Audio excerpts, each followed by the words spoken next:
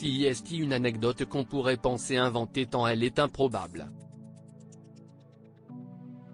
Sauf que dans cette histoire le protagoniste principal n'est autre que Stéphane Plaza, alias le roi de la maladresse. De quoi effacer les doutes quant à la véracité de ses propos.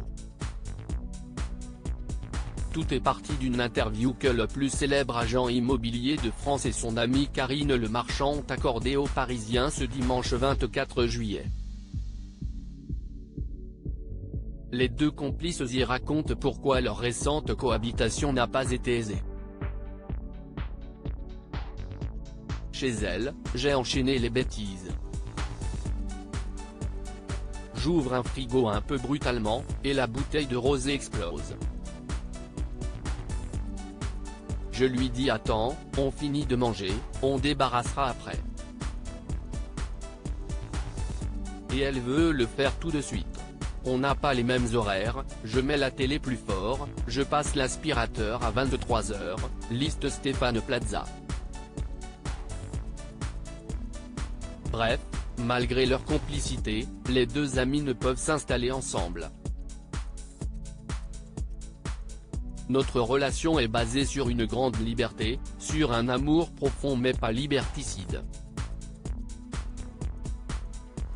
Je l'aimais, l'accepte comme il est. Mais je ne peux pas vivre avec lui, concède Karine Le Marchand.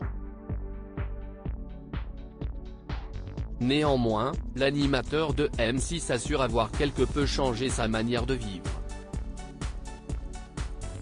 Avec le théâtre, je me couche plus tôt, affirme-t-il.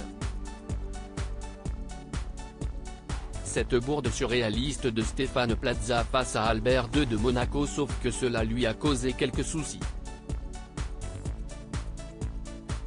Avec le prince Albert II de Monaco. Improbable, me direz-vous? Attendez la suite. L'autre soir, à Monaco, je n'ai pas attendu le dessert car c'était trop tard, débute Stéphane Plaza.